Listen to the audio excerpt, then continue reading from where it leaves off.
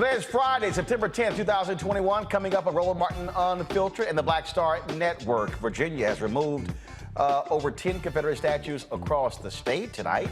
We'll have the first black governor of Virginia, Governor Douglas Wilder, and Davon Henry, CEO of the company that removed the statue. Nothing like a brother getting rid of Robert E. Lee. Republican governors are threatening to sue President Joe Biden's COVID plan. The president says, have at it. The country's second largest school district is requiring all students over the age of 12 to be vaccinated. A Florida judge reinstates the ban on mandatory mask mandates, and since the start of the pandemic, about 130 black morticians have died from COVID-19. The president of the National Funeral Directors and Morticians Association will join us to talk about how COVID affects morticians across the country. It's National Sickle Cell Awareness Month, and we have the medical director for Michigan's chapter of the Sickle Cell Disease Association of America to talk about how it impacts African Americans. Plus, it's World Suicide Prevention Day. Studies show young black men are more likely to die by suicide than any other demographic. We'll talk about trauma and mental health. Plus, in our Education Matters segment, we'll highlight the Call Me Mr. program, an initiative that's creating a pathway for young black men to become teachers. It is time to bring the funk on Roland Martin Unfiltered on the Black Star Network. Let's go.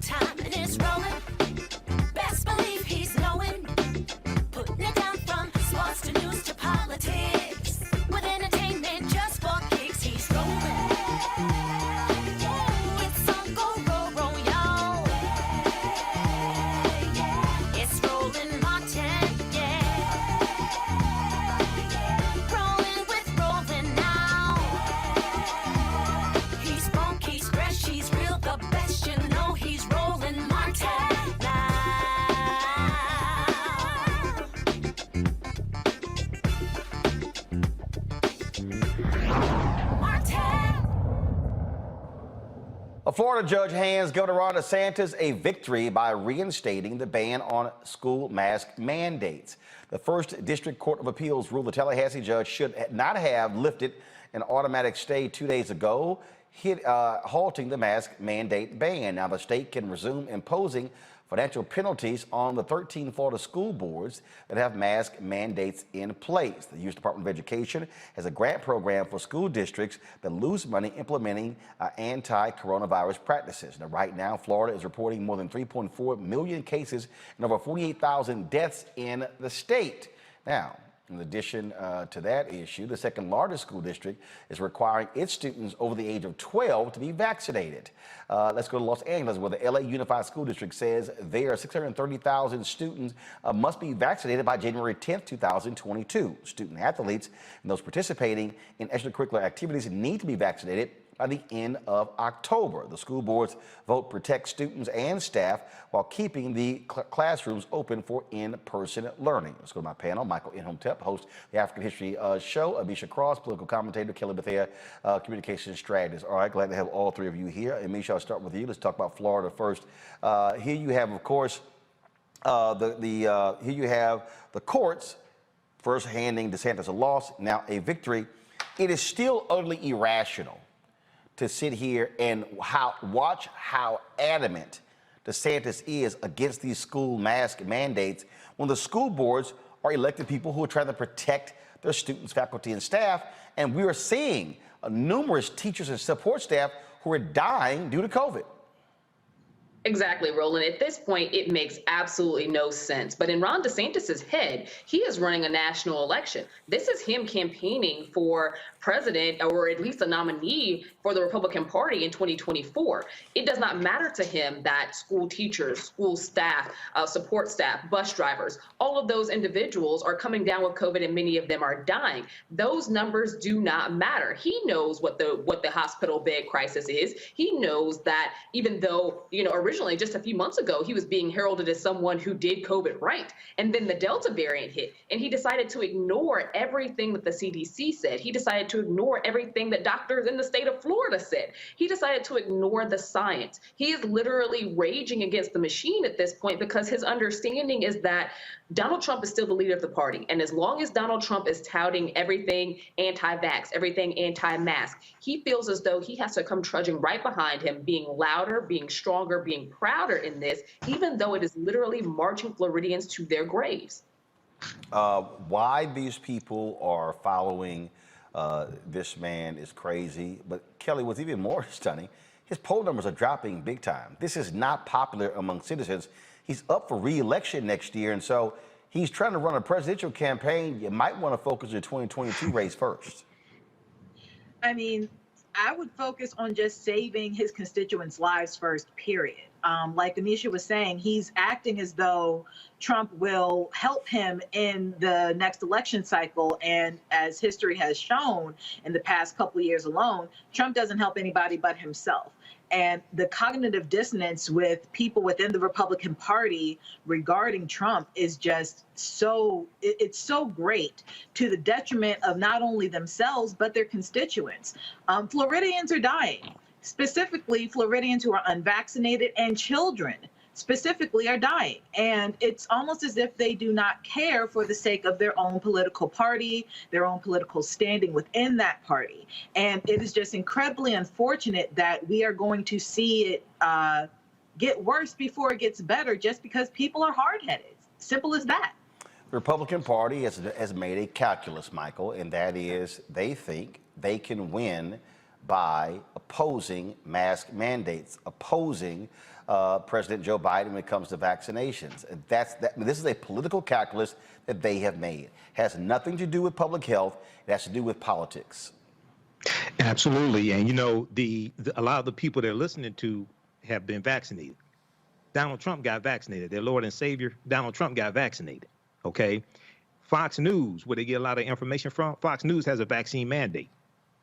If you want to work at Fox News, you have to be vaccinated. Just maybe 2 months ago, you had some Republicans from the House of Representatives that had a press conference that were encouraging people to, Steve Scalise was one of them from Louisiana, that were encouraging people to get the vaccine. So these are culture wars. And Ron DeSantis, as Amisha said, Ron DeSantis wants to run for president. He wants to win the presidency. Maybe he forgot he has to run for re-election in Florida. Hopefully he loses. Hopefully he gets crushed. But then, when we look at this, brother, this is the difference between a religion and a cult. In a religion, your savior dies for you. In a cult, you die for your savior. If you look at what's taking place in Mississippi, I was reading an article from the Clarion Ledger from August 24th. 30,000 students, staff, and teachers have been sent home to quarantine within like the first 2 weeks of school opening because of coronavirus. There's about 5,700 students in Mississippi schools that have been diagnosed with coronavirus. So what's going to happen is, I think some of these white people are going to turn on DeSantis, turn on Governor Abbott in Texas, and some of these other ones. When their children start dying of COVID and their nieces and nephews, things like this, I think for some of them, not all of them, some of them just stuck on stupid, but for some of them, it's really going to hit home, and I think some of them are going to turn on them. Well, you would certainly hope so, and it's just the obstinance, Amisha, that we're seeing in Florida, that we're seeing in Texas, that is just astounding, and I'm trying to figure out what the hell are they waiting for? Turn on them now. Absolutely. And I'm not convinced, to the point that Michael just made, I'm not convinced that they're going to turn. One thing that these Republicans have learned and have dug their heels in the sand in very well is consistent messaging, even in crisis mode, even against a backdrop of massive death, even in cases like what's happening in Mississippi, where you see all of these pregnant women who are dropping dead and doctors are trying to save the babies because they refuse to get the COVID-19 vaccine.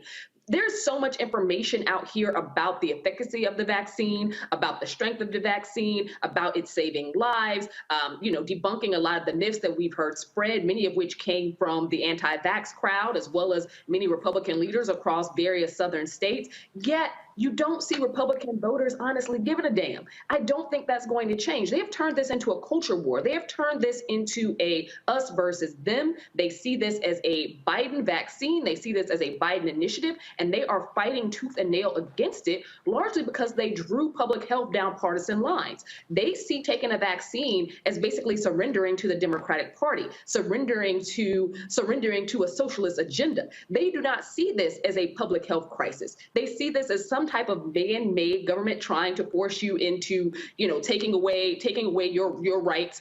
This is completely ridiculous, and it's a lot bigger, I think, than sometimes what the argument is drilled down to, because the information is there, the access is there.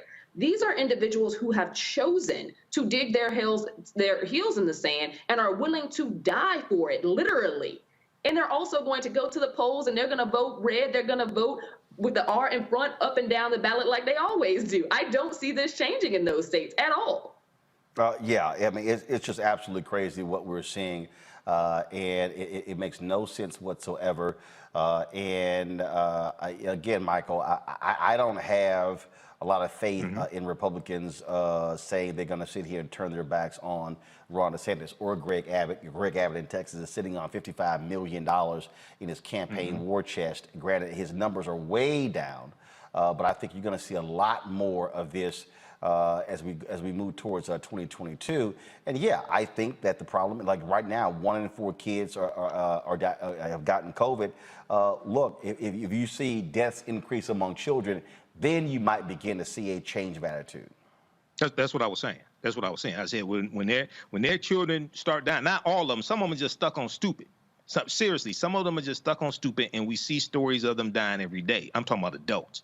But we're at the beginning of the school year, and in the South, a lot of those schools, they went back to school sooner than schools up north. So when you start having a lot of these white children dying, of COVID, and they've been in the hospital for days, things like this.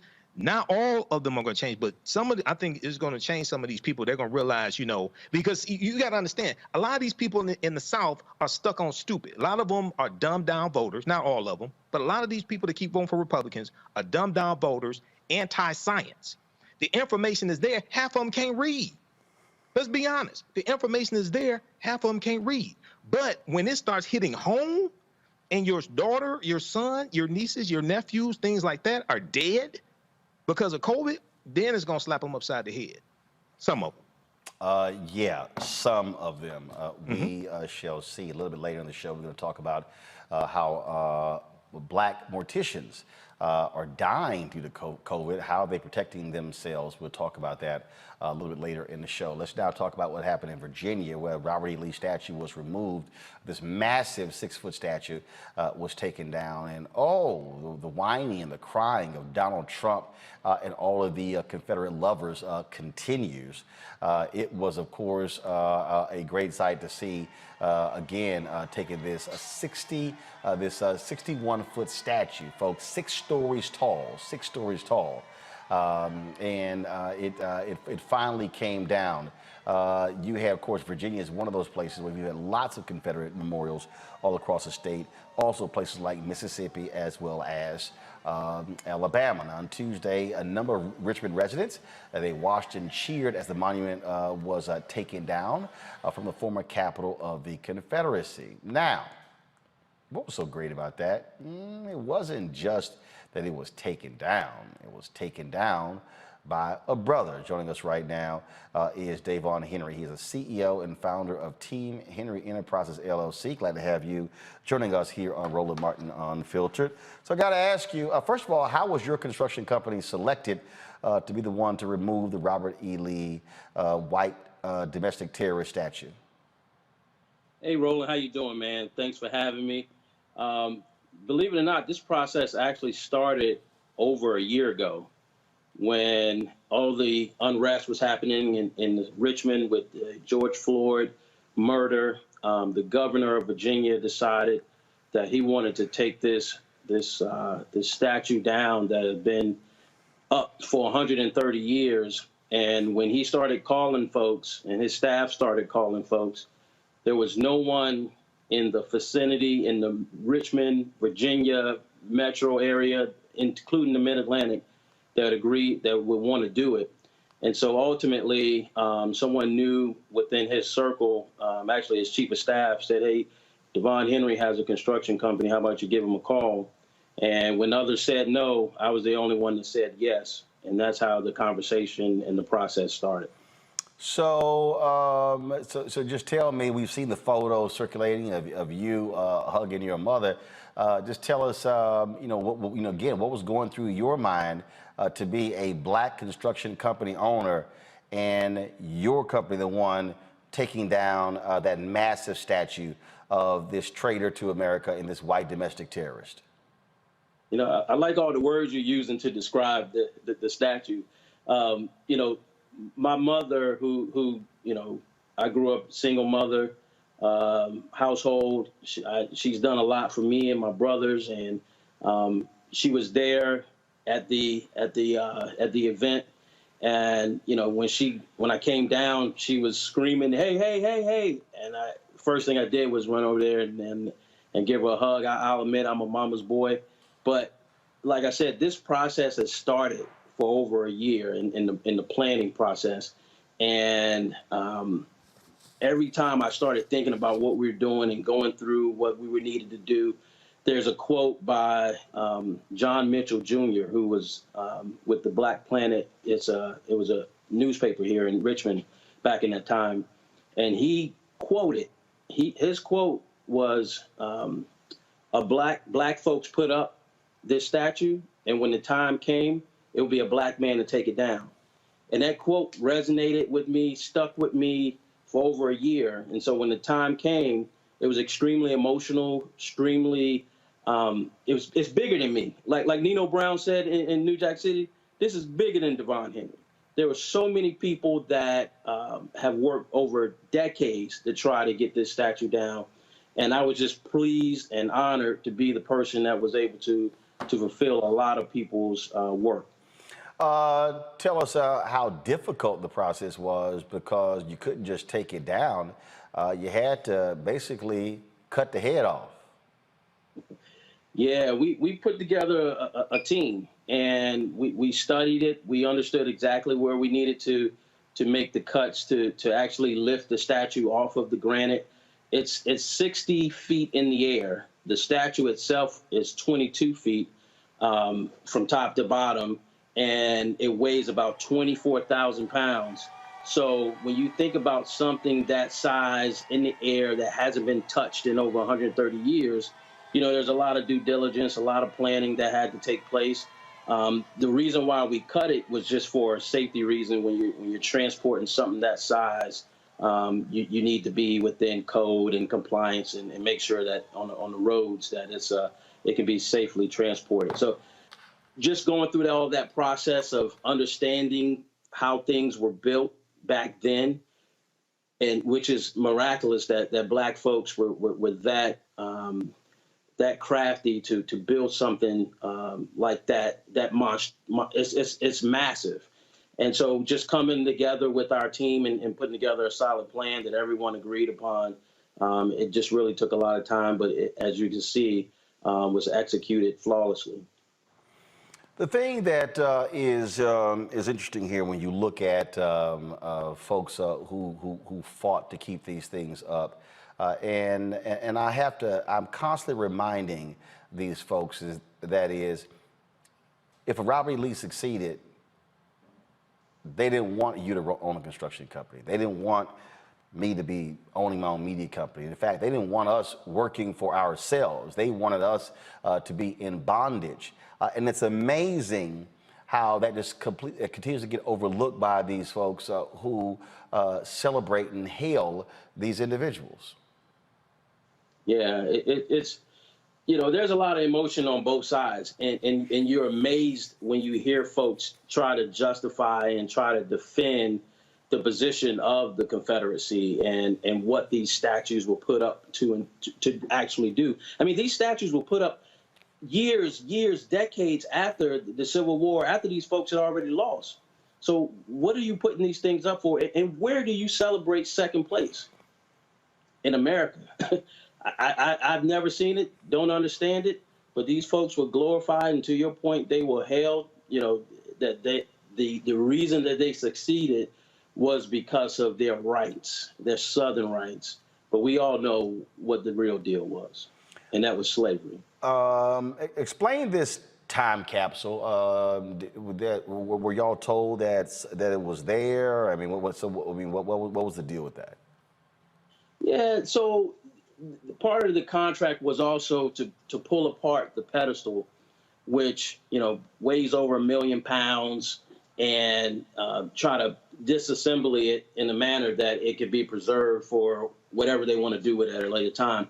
But there was some intel that there was a celebration of a time capsule that was placed in the northeastern quadrant of the pedestal, and they asked us to go look for it. And so we spent the better part of a day yesterday and today trying to find that capsule, and we just came to the conclusion that it wasn't in the place that they said it was.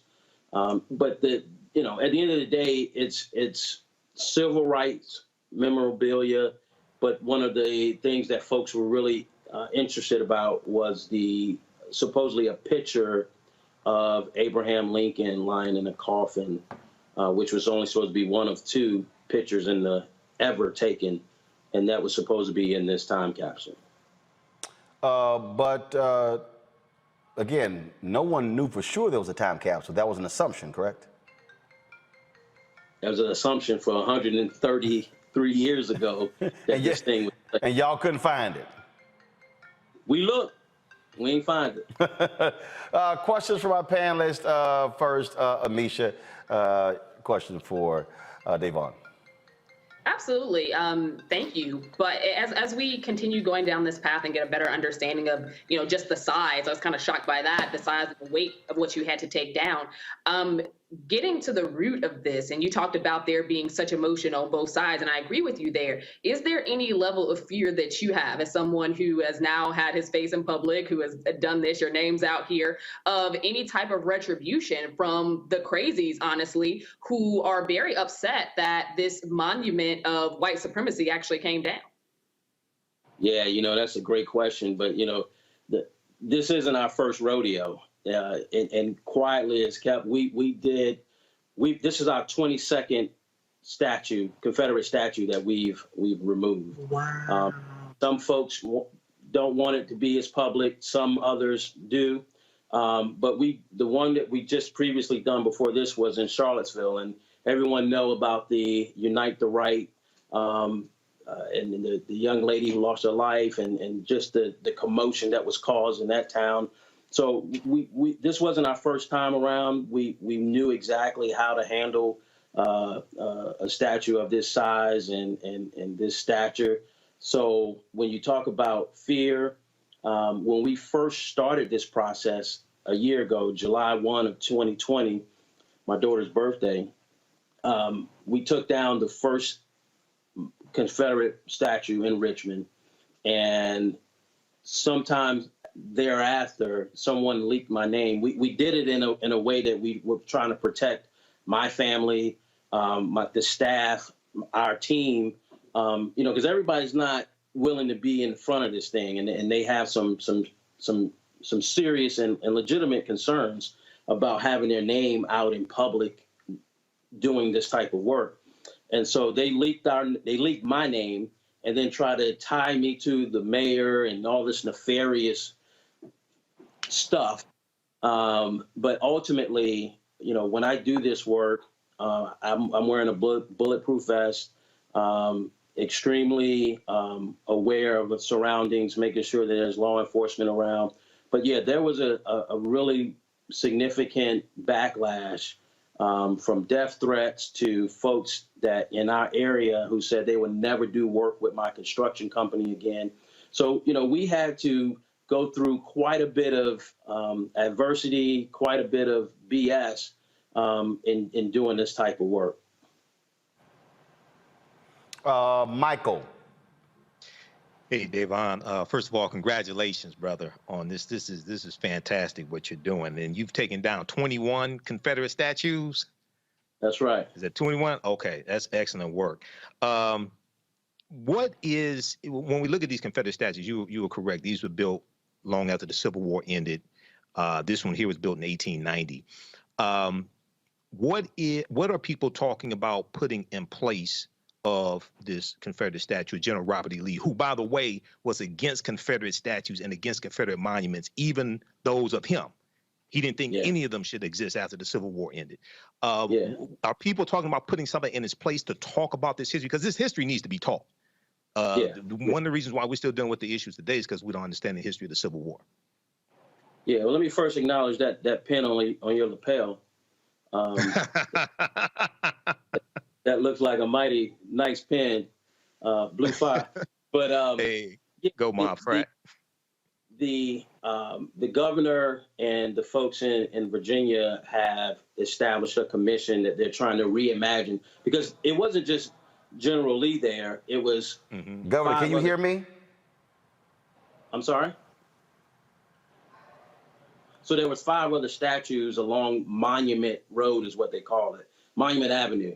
And 5 different Confederate statues. But there's also a statue of Arthur Ashe at the end of Monument Avenue now, which is the only statue that still stands on Monument Avenue now that General Lee is down. But to answer your question, there is a commission put together that's going to take us some time to study what do they want to do with that area, with the pedestal, and they call it the Reimagining the Monument Avenue Commission. Okay. All right. Thank you. So, first of all, Davon, you already cut that Sigma crap out. This is an alpha show, so don't nobody want to be a Sigma at all. You know that. Kelly, what's your question for Davon? No, y'all are funny. What exactly, how exactly do you dispose of it? I'm just curious as how exactly you dispose of it. I heard that you cut it up bits by bits, but do you reuse the concrete at all? Is there a way to, I don't know, like reuse it for a better purpose, such as a monument that would actually reflect America and not be the traitors of America? And to piggyback off of the sentiment of the commission to reimagine Monument Row, what would you like to see there? Yeah, that's a lot. So I guess the first part of your question was can it be reused? And there are some folks, if they had their way, they would melt those suckers down and do something else with it, or just melt it down and be done with it. But I don't think anyone wants to use that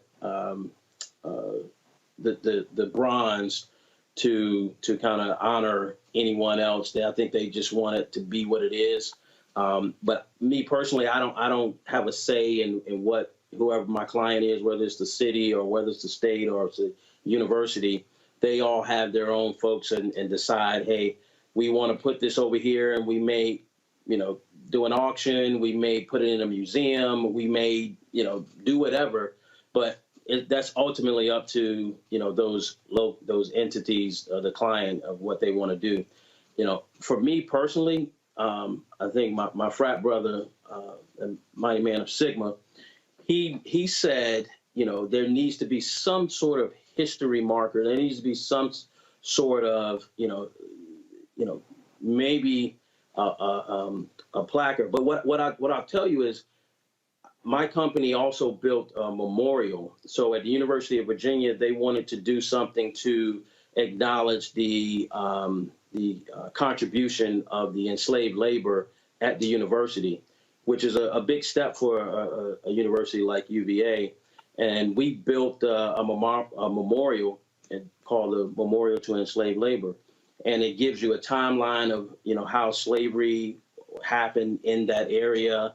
It also has the names of folks that were enslaved and worked at the university. So I think there's a way to kind of get rid of these bronze old statues and find a way to show what happened, but also acknowledge the contribution of Black folks to this country. Well, I'll say this here. I say melt the son of a bitch and turn it into statues of Black civil rights heroes from Virginia. That's what I say do with it. All right, Davon, thanks a bunch. I'm sorry you had to pledge that youth group, but you always going there. What? You don't want to do that. Everybody couldn't be alphas. But I'm between you and Michael, I'm just shocked actually Meek Sigma's under the age of 55. There you go. And my chapter brother, Jonathan Mason. Huh? My chapter brother, Jonathan Mason, our previous president. Oh, yeah, he know. And he ate you up, too, the last time he came on your show. Actually, he didn't. He didn't. See, right now, even he would tell you, brother, stop lying. Nah. It's all love. All right, Davon, thanks a bunch. Great job. Great job on the retreat of Robert E. Lee for a second time. Thanks a lot. You got it. Thank you. Thank you very much. Folks, imagine being born in Richmond, Virginia, serving as lieutenant governor of the state, serving as the first Black governor since Reconstruction of Virginia, and then later becoming mayor of Richmond and living long enough to see the statue of that white domestic terrorist come down. Joining us right now is L. Douglas Wilder. Always glad to have you on the show. And yes, you're an Omega man. I know. Glad to have you here. So I gotta ask you, man, you've lived a long time. Did you ever think you would live to see that massive statue of that white domestic terrorist come down? Yes, I did, and I hoped for it. And as you know, most of what we had to rely on when we were coming up was hope and dreams and belief. And one of the things I did, Roland, and you know about it because we've talked about it, sometime after I had become governor, I did a radio show, WRVA, and on that show, I had advocated that a statue of Arthur Ashe should be put on Monument Avenue. And you'd be surprised at the objections that came forth. They were not the objections that you ordinarily would have thought were coming forth. They were objections from people of color, some civil rights leaders, some people that you know well. And we don't want Arthur Ashe up there with all of those Confederate generals on Monument Avenue. Now, Monument Avenue is 5, 6, 7 miles long. He would never have been with all of those Confederate generals as such. I had a radio show right at the corner where the statue was proposed. And you'd be surprised at the people that wanted to see that take place. Yes, that statue will be the only person, only named person on Monument Avenue now. I saw it then. I believed it was going to happen, and it has happened. I'm more concerned, however, with the removal of those statues that remain today, not cast in stone, but cast in actions of those persons who said that they are representative of the dreams and aspirations of those that Lee subjugated, that Stonewall Jackson put to shame, that Stewart and the others were fighting to enslave. Yes, I'm more involved with believing in hopes that can be put into practice. And we're having any numbers of people seeing that now when we have elected officials, believe that we really achieved when this is symbolic. This is nothing that you can spend tomorrow, nothing that you can eat tomorrow, nothing that you can educate your kids for tomorrow. Those dreams still remain. And that point, I think, is critically important because the reality is, this Robert E. Lee statue comes down, but when you have the voter suppression bills being passed in Texas, being passed in Georgia, when you have the public policy efforts that Republicans are passing, denying climate change, things along those lines, I mean, you have real life, you have real issues today. And that's one of the reasons why, yes, I tell people all the time, you can fight against both, but if all the energy is into taking down just those statues as opposed to these current day heroes of these white nationalists, then we're going to have a problem in the next 30, 40, 50 years. But let's do it even better. The federal government was made available to Virginia $4.3 billion to spend. They've already said they were going to spend $3.5 billion of it.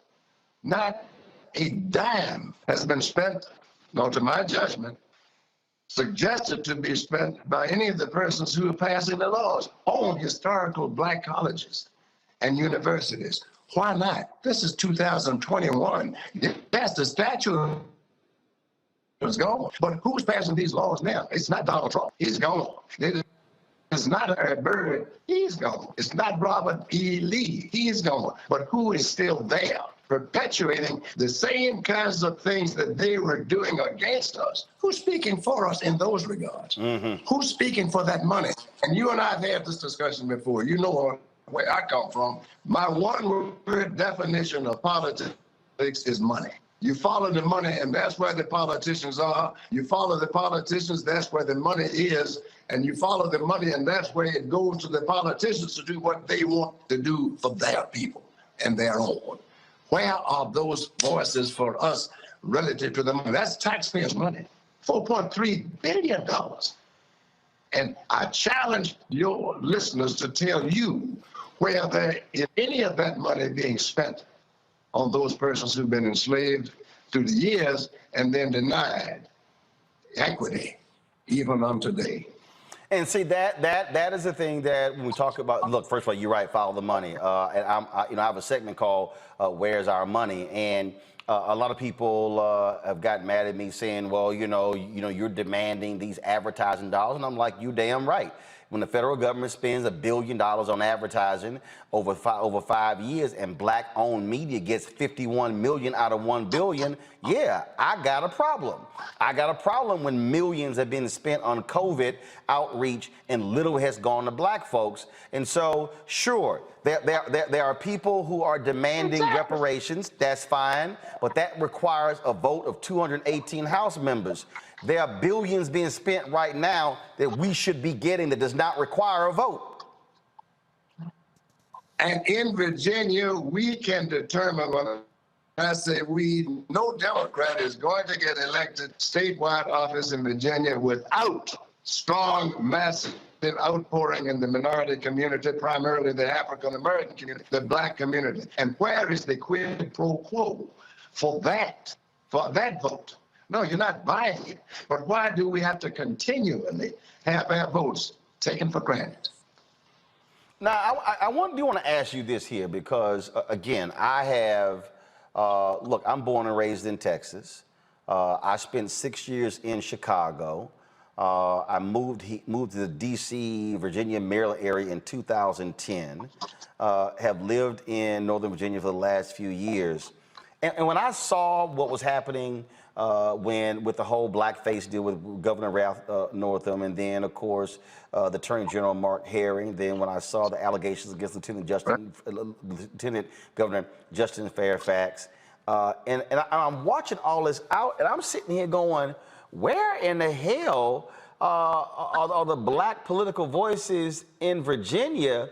And so the point that you're making, where are they in terms of making these demands? When you had in Maryland, when they had the settlement over HBCUs in Maryland, when I talked to the Black Caucus made it clear to the state, y'all ain't gonna pass nothing until we deal with this money.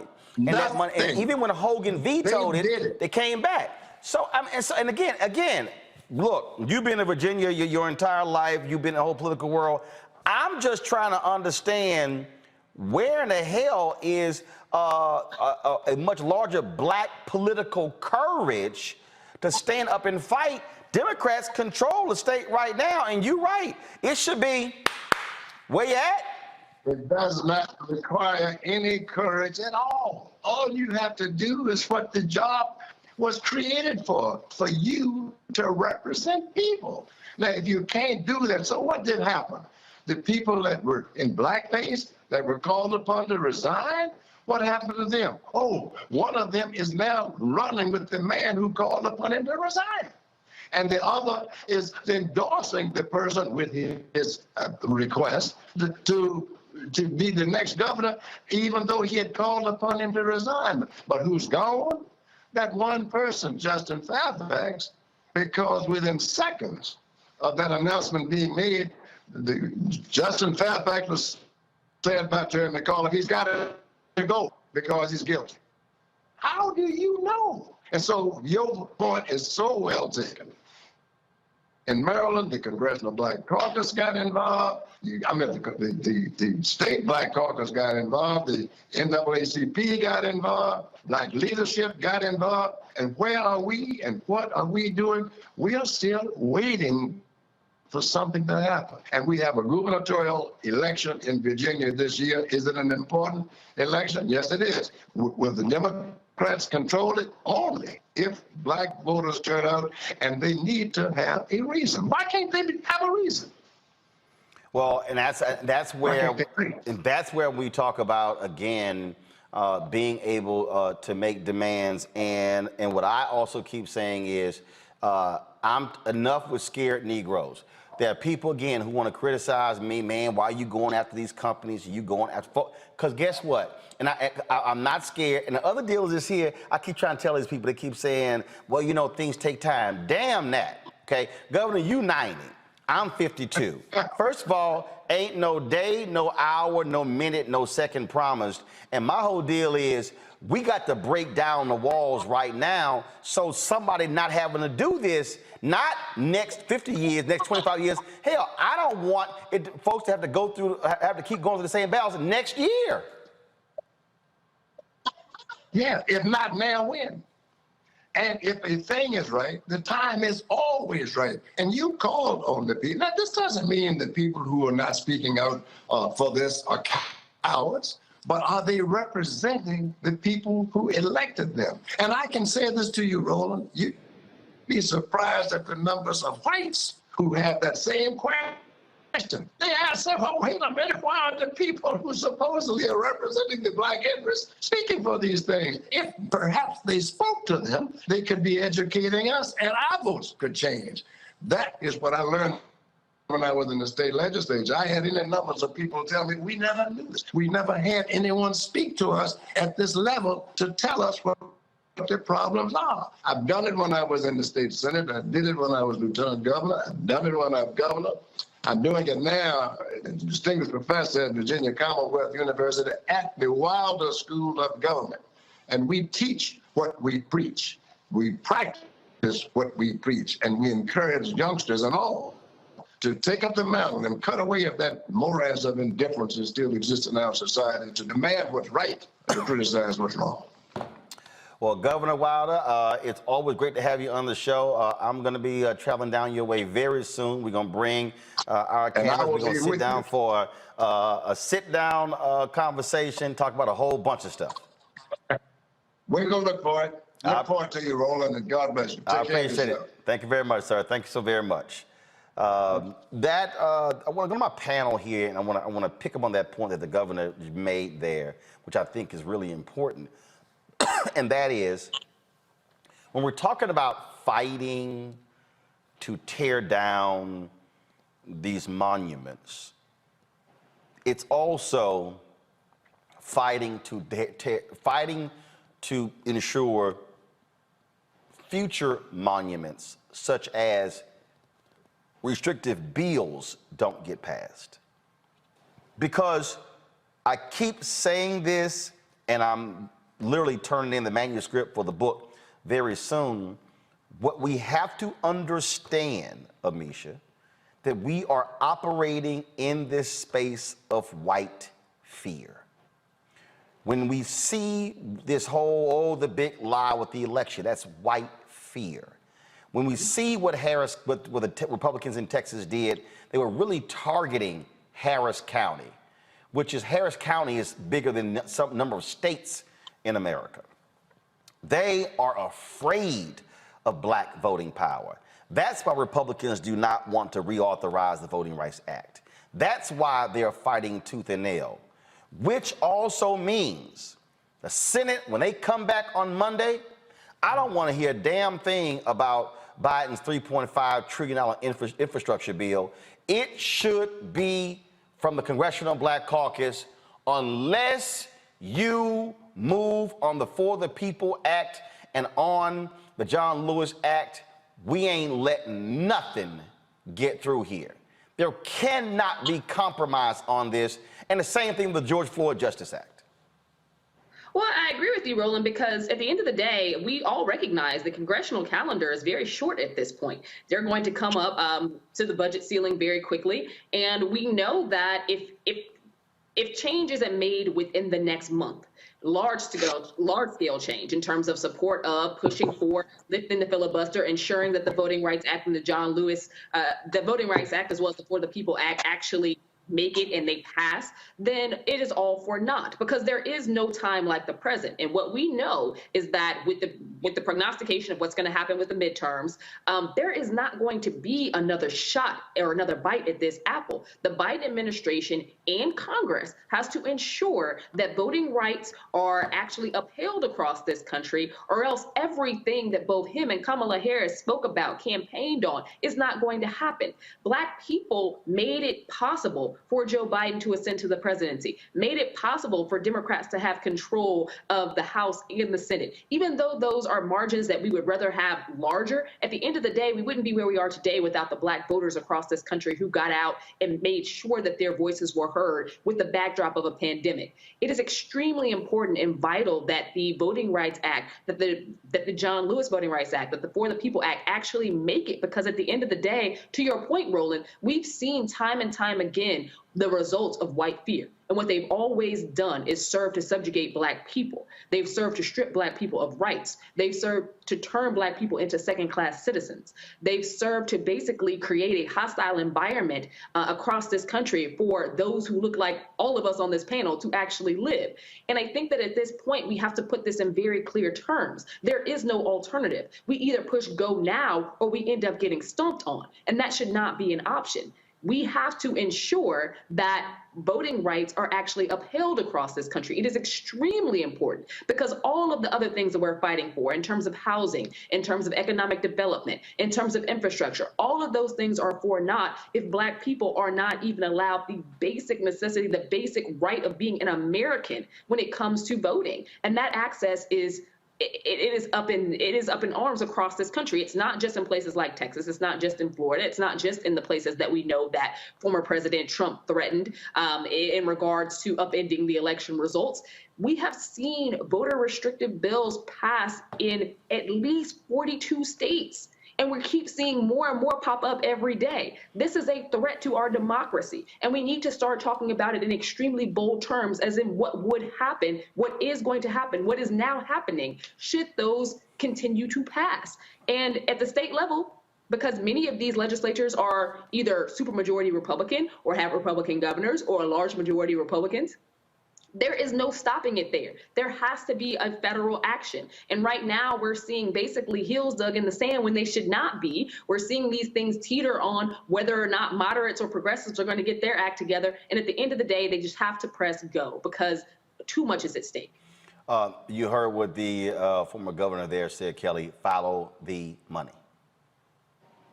You absolutely have to follow the money, but you also have to track how these congressmen are going to vote, how they've been voting, and how their constituents are going to support whatever they do. Because at the end of the day, we are, approaching another election cycle.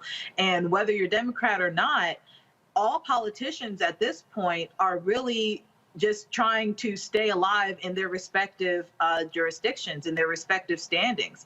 So for me, it just feels like they need to just do what is necessary in order to preserve the little rights that we still have. Because at this point, to think of anything more, to dream of anything more, just feels like a heavy lift at this point. Every year, every cycle, just feels like people are just chinking away at voting rights between Shelby v. Holder and this past election cycle with the voting restriction laws that have, just run rampant. If Democrats do not, solidify their stance on exactly what they need to do and recognize, like Anisha said, that Black people were the reason that they are still in office, I don't know how it's going to shape up. I don't know how the landscape is going to be if they do not have as strong of a backbone as Republicans do. Because at this point, it just feels like they are just acquiescing to whatever is on the table, whatever just ebbs and flows, as opposed to just standing strong in their constituents' beliefs to solidify voting rights and everything else that really just needs to be passed at this point. Michael, at the end of the day, when we talk about, follow the money, when we talk about what has to happen, you cannot assume, well, this was going to happen a year from now. Bottom line is this here. There's a midterm elections next year. Democrats could lose the House. That means that they'll be back in the minority. That means you won't have Speaker Nancy Pelosi. That means they will not be in charge of the House. It's a 50-50 right now in the Senate. They could lose the Senate. So they could wake up after the first Tuesday in November and face the realization that they only control the White House, which means Republicans will control the legislative agenda. If you don't do it now, you may not do it a year from now. Absolutely. Well, not only would Republicans control the legislative agenda if, God forbid, they take back control of the House and especially the Senate, but Mitch McConnell would block Joe Biden's Supreme Court nominations, like he did with President Barack Obama 2016 with Merrick Garland. He would block Joe Biden's, most likely his federal judge nominations, like he blocked 103 federal judge nominations from President Barack Obama when Democrats lost control of the Senate in 2014. So we really have to understand this history that just happened in the past few years. But I've said this before on this show. I think Democrats have to swing for the fences, and I'm neither Democrat nor Republican, but they have to swing for the fences. But the conversation dealing with the Voting Rights Act, and I know you know this, Roland, and everybody here on this panel knows this. This is not just a Black issue. If it's just framed, I understand that we voted and got Biden in office, but if it's just framed to the Senate, There's only 3 black people in the Senate. Well, 2.5, because half the time Senator Tim Scott don't act like it. Okay, there's only 2.5 black people in the Senate. If this is just framed as a black issue, we're gonna lose. As I said before, this is a 15th Amendment issue, it's a 19th Amendment issue, and it's a 26th Amendment issue. All these white women that are crying about and I understand what happened in Texas with the abortion bills. They need to be sticking their foot up Joe Manchin's behind, as well as Kristen Sinema's behind, because this affects their votes as well. This is not just a black issue. African Americans only make up 3.5% of the population of West Virginia, okay? But there's a whole lot of white women in West Virginia, all right? So we have to really expand this issue, and there has to be different interest groups. The women's reproductive rights, the disabled Americans. There are 38 million disabled Americans who are registered to vote. When you talk about restricting mail-in ballots, this impacts disabled Americans negatively, regardless of race, okay? So I know we understand this here on this panel, but the pressure has to come from all different sectors on the Senate. And it's not just Manchin and Sinema that are against changing the filibuster. There's some other ones who are not as prominent, who are hiding in the shadows, okay? So we need to kick their behinds. Folks, gonna go to break. We come back. We're gonna talk about the impact of COVID on black morticians. More than 130 have died. How they protect themselves from COVID. Also, Megyn Kelly was not happy at the Negro National Anthem. The every voice and sing is gonna be sung before every NFL game. She said they don't care about average Americans. Can you define average American, Megyn? Oh, maybe they're the ones who believe in white Santa. I've got a few words. That's later on Roland Martin Unfiltered, broadcasting on the Black Star Network. Back in a moment. I believe that people our age have lost the ability to focus the discipline on the art of organizing. The challenges, there's so many of them and they're complex. And we need to be moving to address them. But I'm able to say, watch out, Tiffany. I know this road. That is so freaking dope.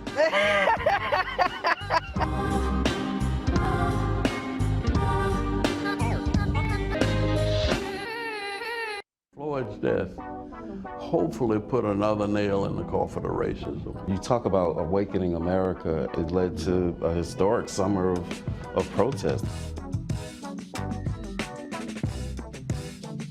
I hope our younger generation don't ever forget that nonviolence is soul force. Priceless.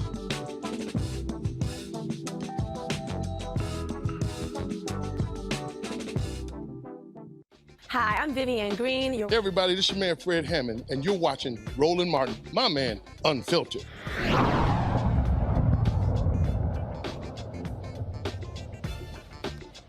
Folks, COVID has impacted a lot of people, especially those who are in the medical industry. We don't think about, though, morticians. First of all, nearly 700,000 folks have died from COVID. Well, that means that they are going through funeral homes. And the reality is, funeral homes and morticians are dealing with this in a significant way. Last year, we talked about this on the show when we had Black Funeral Home on. They were talking about what kind of PPP they were going to get, the kind of the equipment. Well, the reality is many are not fully protecting themselves as a result of this. Since the start of the pandemic, about 130 black morticians have passed away. Funeral directors implement safety policies to protect themselves and their staff from the virus, but just like doctors and nurses, some have become a casualty of the virus. Joining us now is the president of the National Funeral Directors and Morticians Association, Harry P. Close II. Harry, glad to have you here. That issue right there, how has this been happening?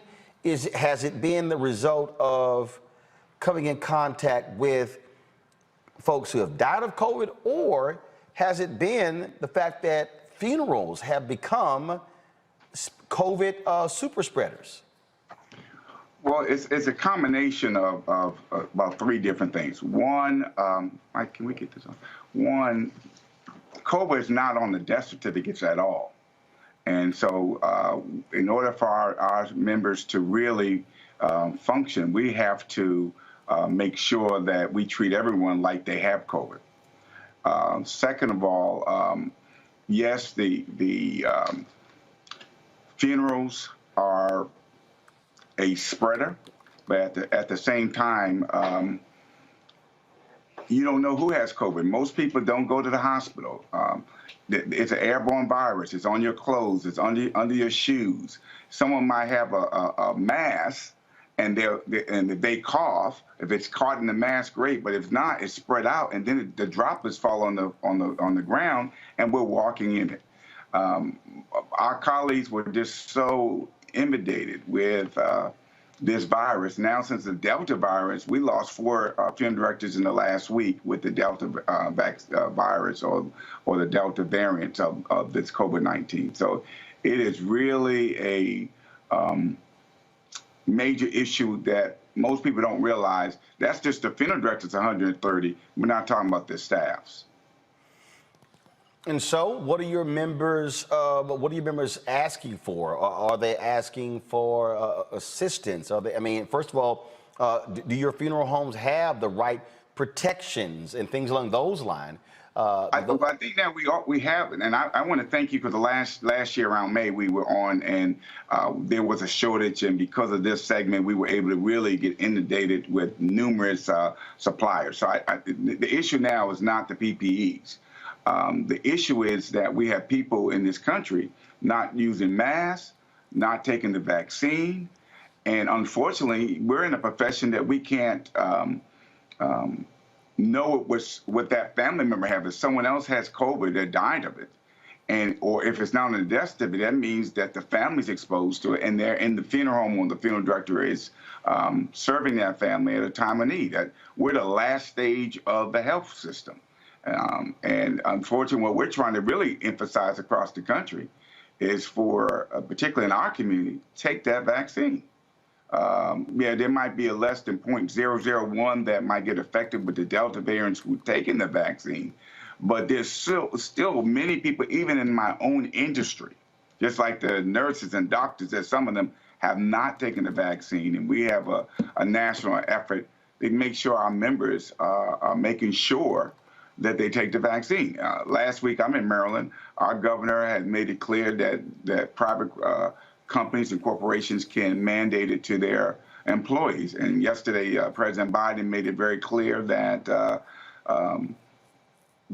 as a corporation, a private company, that you can mandate it. You know, it's common sense to me.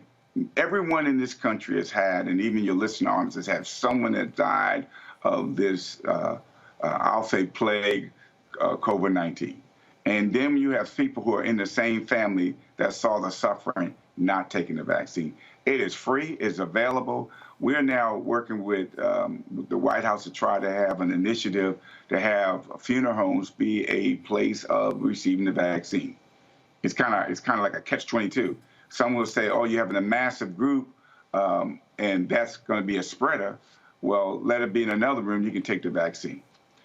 We're trying to come up, if it's killing the funeral directors, this thing is real.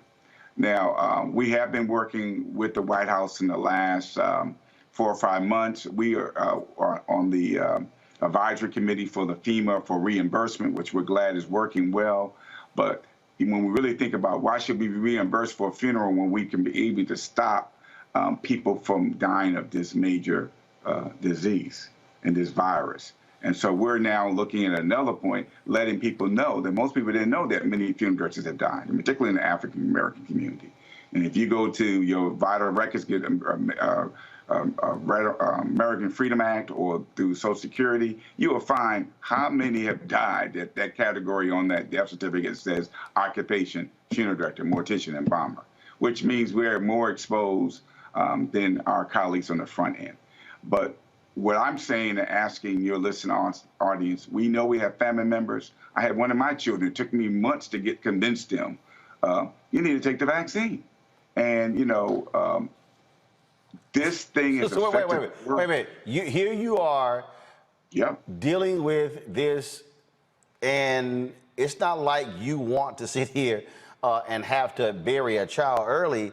and you're going through this, and you had to convince even one of your own children? Own child. Yes, yes. Wow. And I can't use the vernacular that I really use, but you just hit it. I'm doing something that I have to do, and you're seeing the results of what I'm doing, and you still question, and I had to look at her, and I had another son that was ill. That it was just it hits home, and I'll just say, like I say at my church, I can't imagine. I can't even wrap my head around how people are seeing what's happening in the world, and there's an opportunity to prevent it. And we're saying as funeral directors, we don't want this type of business. We just have to do it because we've been called to do the end health system. But we're saying if we can prevent it, and there's opportunity for prevention, why not do it? It just seems common sense to me. And, we heard all the stories across the country when people who were advocate of not taking it, and once they get it, they're saying they wish they could have. That should be a wake-up call, but apparently it is not. And that's why I'm glad APY came out today, letting them know this is killing the funeral directors and their staffs.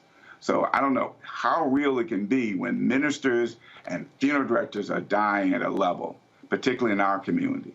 And I'll say to my majority community colleagues, it's affecting them. They just are not as a larger number, but I know numerous funerals I have gone to for my colleagues across the industry.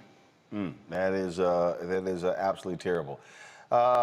Eric Close, we certainly appreciate it. Thanks a lot. And again, one of the reasons why this show matters, I'm glad to hear after you were on last year, the people got the message and came to the assistance of these Black funeral homes.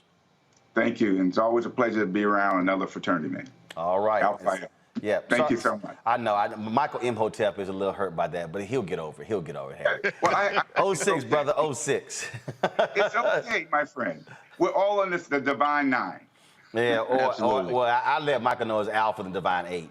So. Well, I always tell them in church, there's only 2 divine organizations in the Bible, Alpha and Omega.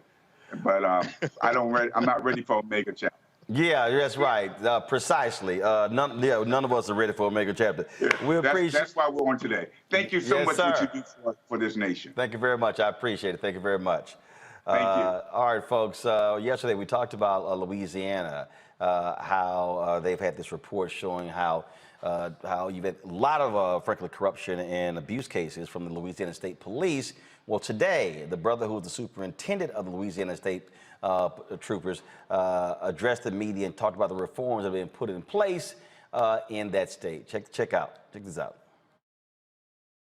I know that we've received a lot of criticism and there's been a lot of heartburn with regards to our agency not releasing body-worn camera footage and or other evidence being requested. If we prematurely release evidence in a case involving an accused employee, whether it be a trooper or anyone else on a criminal matter or otherwise, it could impede our desire to really achieve the results and justice that we're trying to achieve. I will not have anyone on our agency that is going to harm our communities, plain and simple. You have my commitment that I am going to do everything possible to hold them accountable for their actions and for their behavior. We've enhanced accountability in the body-worn camera policy. We now mandate a specific amount of body-worn camera footage that will be reviewed by supervisors over a certain period of time. Every quarter, our immediate supervisors will review their employees' body-worn camera footage.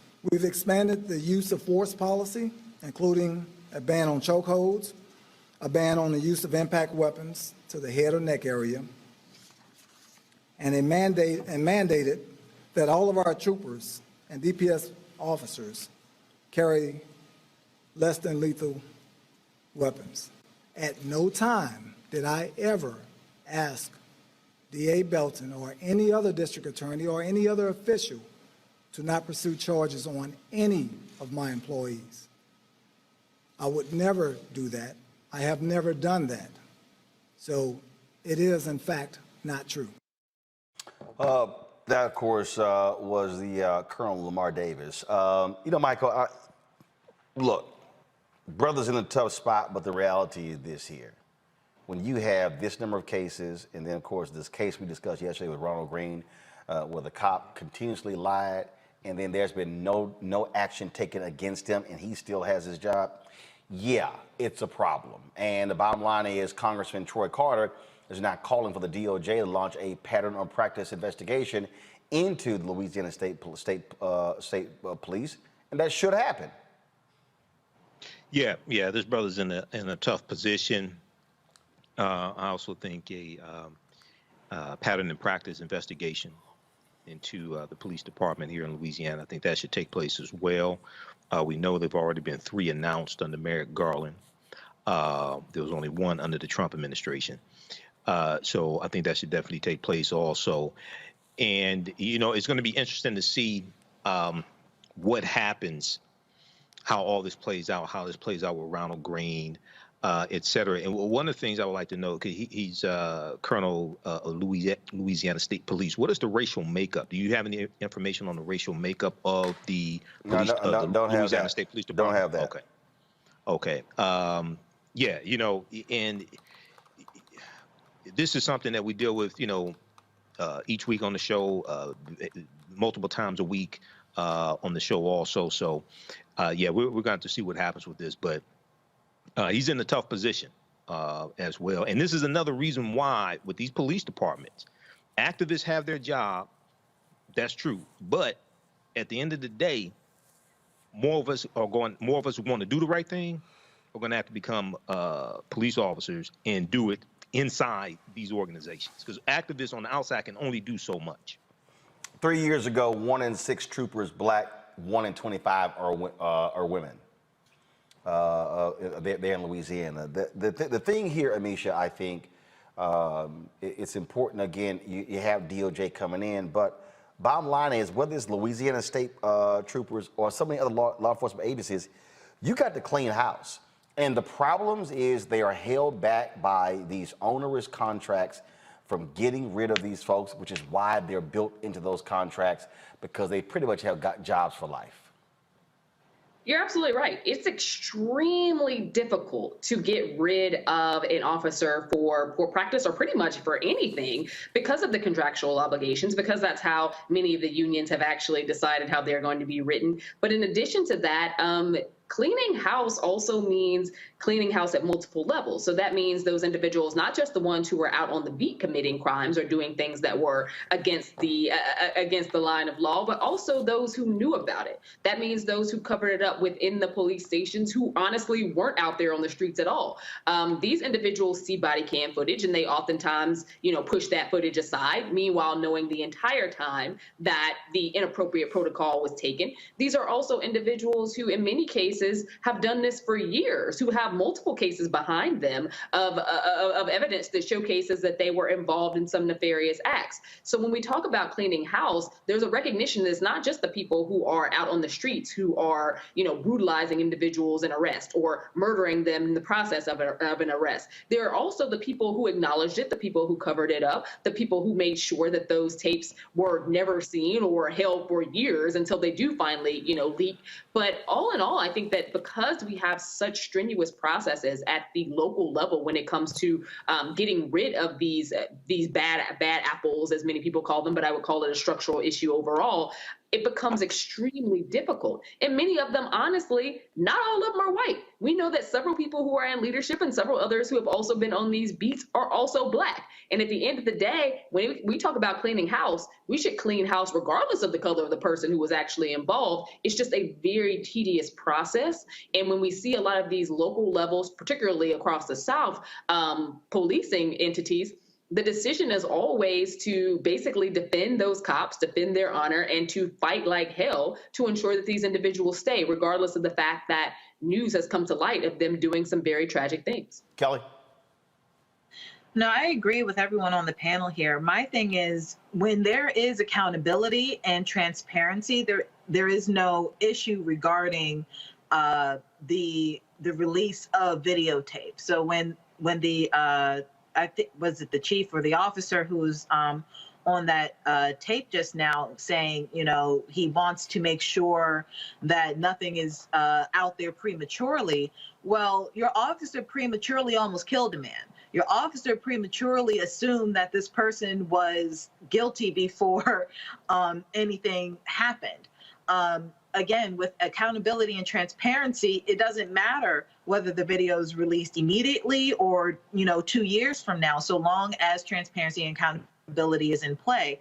But further, this notion of cleaning house, not only does it take time and does it take energy, and how we were talking about officers becoming incredibly difficult because of contractual clauses and the like. Cleaning house to me also includes cleansing the palate of the culture, meaning that you can keep the concept of safety and protection and vigilance in police officer work and still reject the bias and the conspiracy and the insidiousness of the culture. When you cleanse the palate of the culture, that is what happens here. So I agree. Like I said, I agree with everybody on the panel, but at the end of the day, this all boils down to accountability and transparency. Hopefully the DOJ will be able to come in and actually, you know, implement some modicum of accountability or transparency. But like everyone on the panel said, we have a long way to go. Indeed, indeed. All right, folks, got to go to a break. Before we go to break, be sure we want you to support us here at Roland Martin Unfiltered by joining our Bring the Funk fan club, where every dollar you give goes to support this show. You can do so via Cash App, $RM Unfiltered, Venmo.com/RM Unfiltered, PayPal is paypal.me/R Martin Unfiltered, Zelle is Roland at RolandSmartin.com, Roland at RolandMartinUnfiltered.com. We also want you to download our app. That's right, Black Start Network launched a week ago, and so you can download on all platforms, your Apple phone, your Android phone, of course, Apple TV, Amazon Fire Stick. You also have Roku, Samsung TV, Xbox as well, all of those platforms where you can get our show and you can watch it direct on the platform. We'll be announcing several shows in the next few weeks, and so trust me, you do not want to miss that. Coming up next, we'll talk about sickle cell, also suicide prevention, our Education Matters segment, and I got a few words for Megyn Kelly, who's not too happy with Lift Every Voice and Sing. And I don't really, you know, understand, Megyn, like, what's your problem? I mean, maybe the problem is you can't sing. I mean, that could be it, you know, so that could be it. You know, so she's upset that the NFL, they are going to be singing this before each game, and so it's bothering her, and so she decided to speak out against it. No problem. I have a few words for her. All right, folks, we'll be back in a moment. White supremacy ain't just about hurting black folk. Right. We got to deal with it. It's injustice. It's wrong. I do feel like in this generation, we've got to do more around being intentional and resolving conflict. You and I haven't always agreed. Yeah. But we agree on the big piece. Yeah. Our conflict is not about destruction. Conflict's going to happen.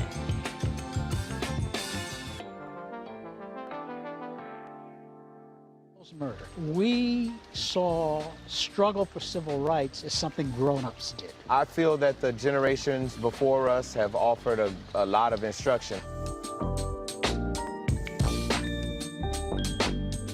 Organizing is really one of the only things that gives me the sanity and makes me feel purposeful. When Emmett Till was murdered, yeah, that's what attracted our attention.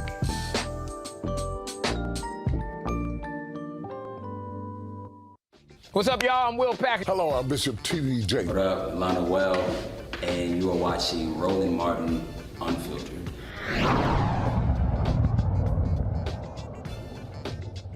All right, folks, this month, the focus is on sickle cell, of course, a disease that is an inherited blood disorder where the red blood cells are shaped like an S or a sickle. This incurable disease causes pain, fatigue, infections, and increases the chances of stroke and heart failure. This it affects African Americans more, people of African descent more than anyone else.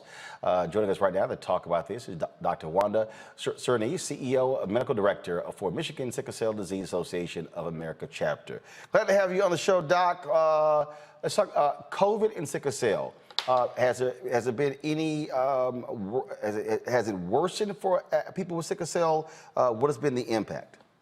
Well, we do know that people with sickle cell disease are immunocompromised. So our expectation would be that they would have more difficulty with COVID. But as it seems that that's not really playing out, the patients that have gotten it have done fairly well.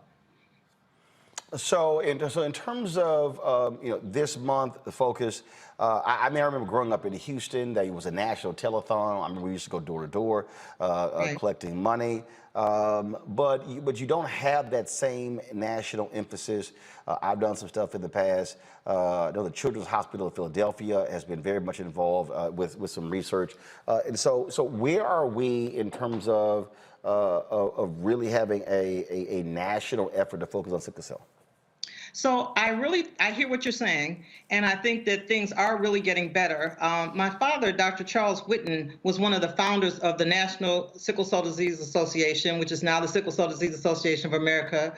And I think that, we have really strong leadership now. And because of something called the Orphan Drug Act, pharmaceutical companies are able to do research in the sickle cell space and get certain benefits, tax cuts, and getting accelerated acceptance of their drugs. And so that is pouring more money into the sickle cell community, which is what we were really lacking. So I think that even though the present is really pretty bleak, I think the future might be bright.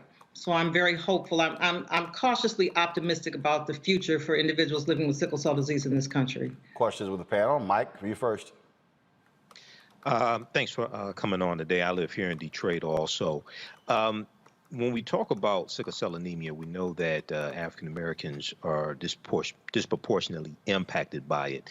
Yes. Are there any things that we can do to reduce the impact of sickle cell anemia, maybe testing for it early on? What can we do? I know there's still things we're trying to learn about it, but what can we do to reduce it in our communities? Okay, so I do want to mention the fact that the reason we see sickle cell more commonly in African Americans in this country is because having sickle cell trait, if you get one sickle gene, you have the trait. If you get two sickle genes or one sickle gene from each parent, then you have the disease, right? And so having sickle cell trait protects you from malaria. So if you would to look at malaria and look at sickle cell disease, you should see that you see malaria wherever you see sickle cell disease wherever you see malaria. Well, we don't see malaria in the United States anymore, but the reason we see sickle cell disease is because of the transatlantic slave trade.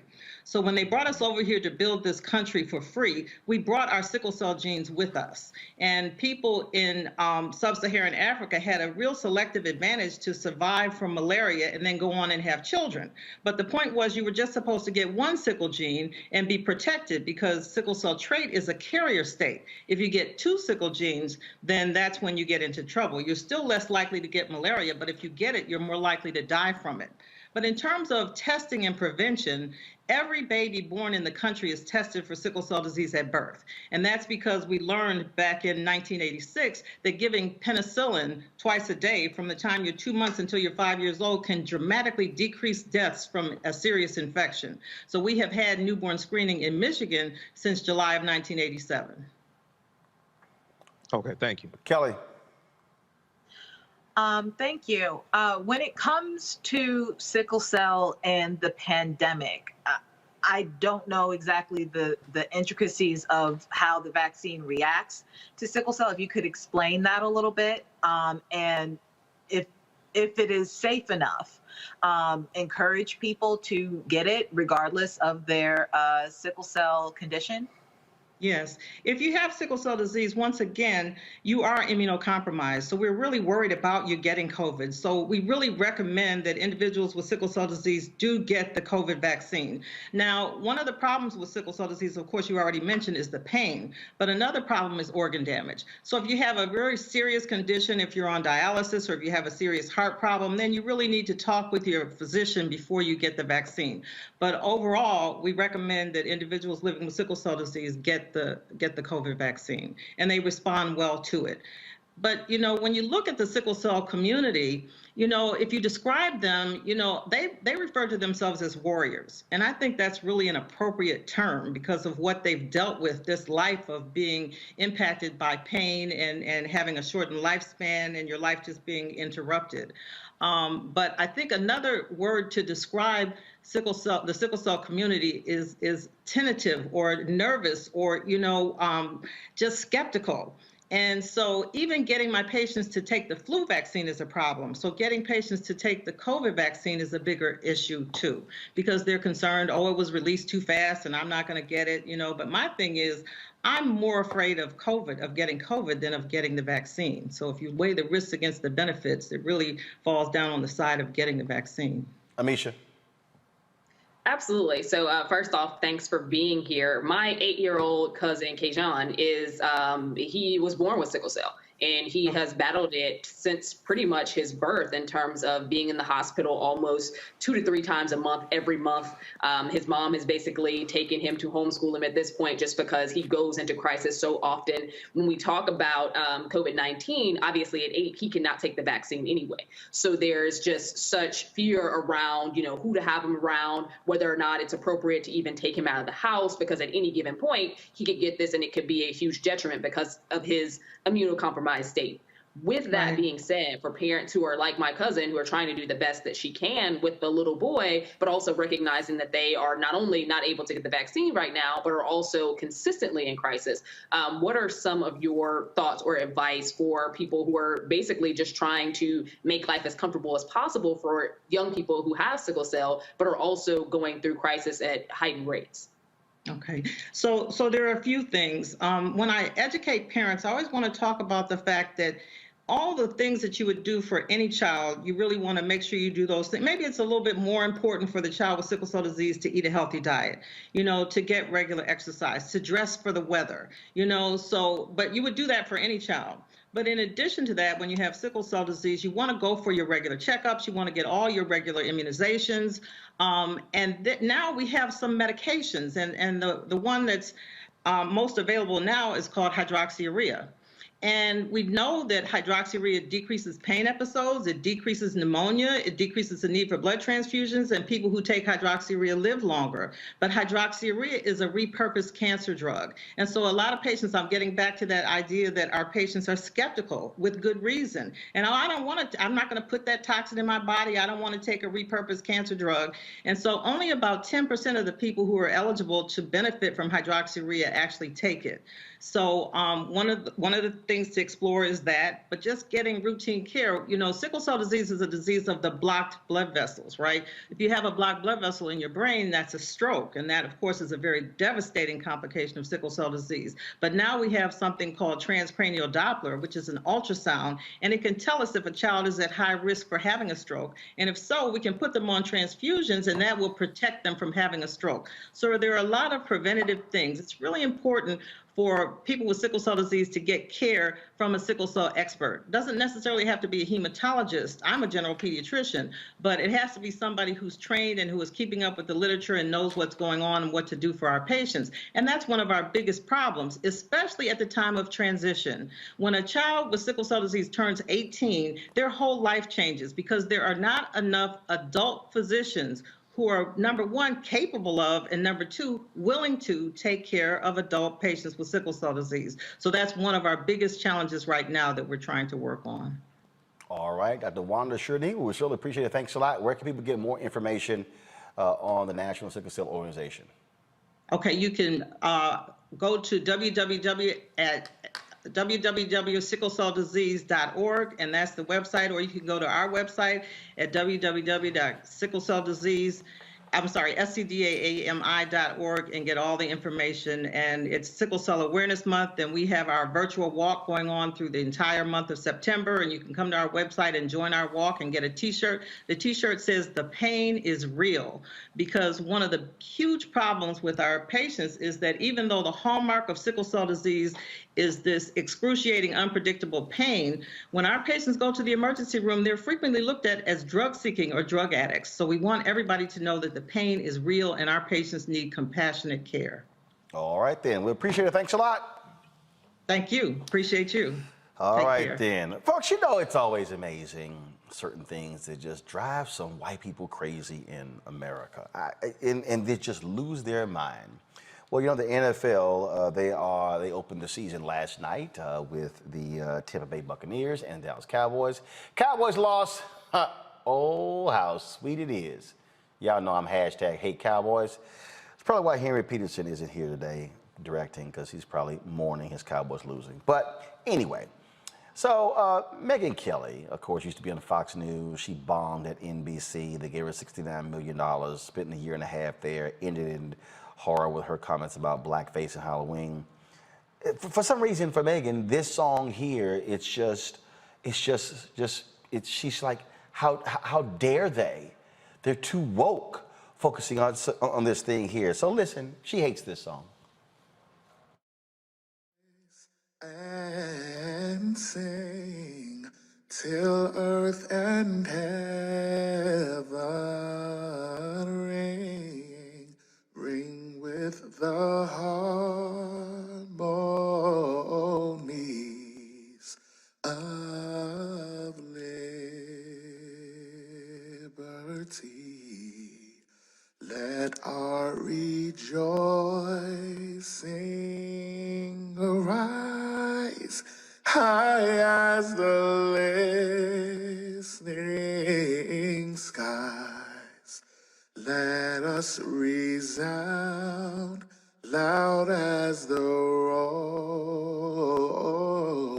sea. Sing a song full of the faith that the dark past has brought us. Sing a song full of the hope that the present has brought us. Facing the rising sun,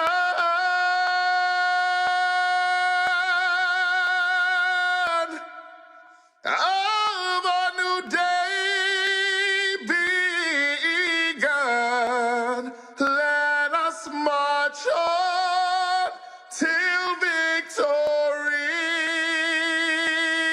is won.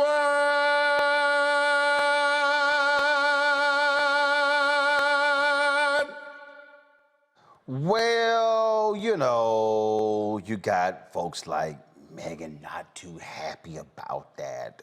They're just hot and bothered as a result of that song. And so on her show the other day, she just said, this is just wrong. I don't think that the average American, black or white, wants to hear the Black National Anthem before they hear the National Anthem. I really don't. And it's no offense against people of color. We're one country. We're one country. We don't need separate anthems. It's a chance to come together, celebrate America, all of it, good, bad, warts and all, and then play a sports game, and not to shove politics or divisive cultural issues down the throats of the viewers who are looking for a getaway. Okay.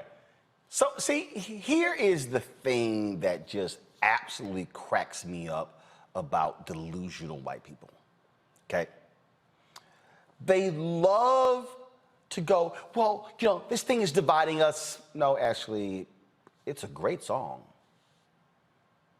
It's a great song. And they don't want to hear it before the national anthem. Well, Megyn, have you actually gone to any NFL games? You know they play music before the national anthem. I mean, I've been to NFL games, and you actually might hear Too Short.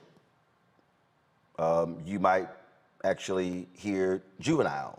You might hear Darius Rucker. You might hear a Beyonce song. You might hear Snoop Dogg. No one complains about the DJ playing music before the game. But you are so bothered because they're going to sing Lift Every Voice and Sing, which is called the National Black Anthem. Now, there's a reason why they call it the National Black Anthem. Because, you know, there's a thing called American history. What's also silly to me, Megyn, is how you and some white folks, first of all, when you say the average American, black or white, do me a favor, and she was on with Steve Krakauer, and I tweeted both of them, they haven't responded. Can y'all define for me average American? Who's the average American? But by all means. Because actually, most of the networks don't even show the songs being sung. So the folks who are actually hearing it are those who are at the game. And if you brought a family of 4 to an NFL game, it's going to cost you, you know, $400, $500, $600, $700. Those are not average Americans going to a game. And then I love this whole thing of, see, we just want to escape the cultural stuff and the politics. Really? So why do the owners have politicians in their boxes? Why do they invite elected officials there? In fact, if we just want to focus on the game, Megyn, why don't we have military flyovers? Why do we have military salutes? If we want to have all of that, well then, why do we have other initiatives? See, the thing for Megyn you don't get, you can't escape politics and culture in America because it infects everything in America, including sports. Yeah, it does. But see, I know it drives, and then, see, Megyn, you also don't want to own up to this, because see, you and Clay Travis and also many others, y'all said, see, it was the NBA being so woke that led to their ratings being down. But then the hockey ratings went down. And other sports went down. Because folks were kind of bothered in 2020 due to COVID. They kind of weren't focused on games, Megyn. So, Megyn, really, with your history of Halloween and blackface and White Santa and your infatuation with the new Black Panther Party when you're at Fox News, seriously, give it a rest. Because it's actually boring now to listen to your whining. You're literally whining about lift every voice and sing. But then you don't want us talking about that third verse of the national anthem, do you? You don't want to talk about that one, huh? See, the fact that you don't even want to acknowledge the role that race plays even in the national anthem, that third stanza that we don't sing, it's still part of the song. It's still a part of the song. You just don't like the fact that we don't deal with it. That's how cheap and childish these folks are. And so I really don't care, because guess what? It's gonna happen. So Megyn, suck it up. And you know what? Learn the words. Because you probably haven't attended many black events in your life, which means that you probably never even heard the actual song. So I'm gonna go to break. I'm gonna come back. We're gonna talk about some other stories. But before I do, you know what? I just felt like doing it. Here's the edition put together by the Balm of Gilead before the Black Church inaugural ball in 2009. when Obama was elected. I emceed that particular event. Megyn, if you want to understand Lift Every Voice and Sing, you might want to watch this version.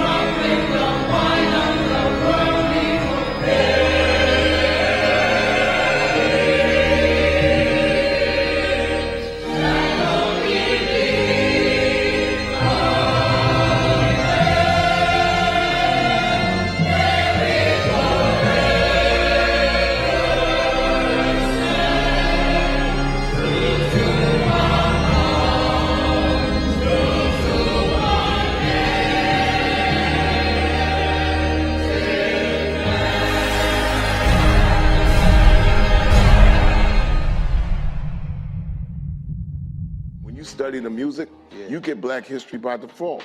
And so no other craft could carry as many words as rap music. I try to intertwine that and make that create whatever I'm supposed to.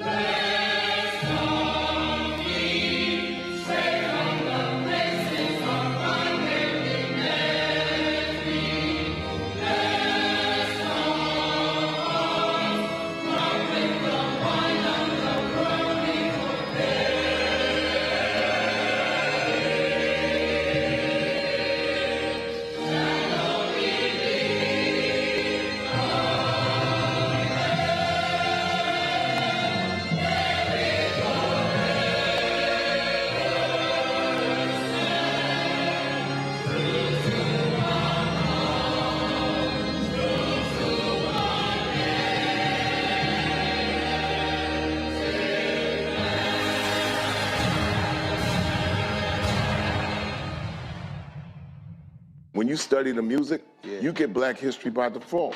And so no other craft could carry as many words as rap music. I try to intertwine that and make that create whatever I'm supposed to send out to the universe.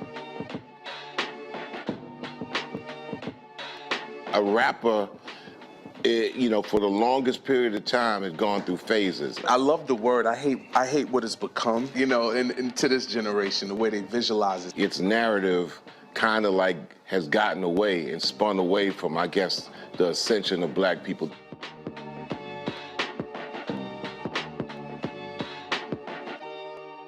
Women have always been essential. So now how are you going to pay us like that? And it's not just the salary. I mean, there are a whole number of issues that have to support us as women. Yeah. But that's what we deserve. That we shouldn't have to beg anybody for that. And I think that we are trying to do our best as a generation to honor the fact that we didn't come here alone and we didn't come here by accident. I always say every generation has to define for itself what it means to move the needle forward.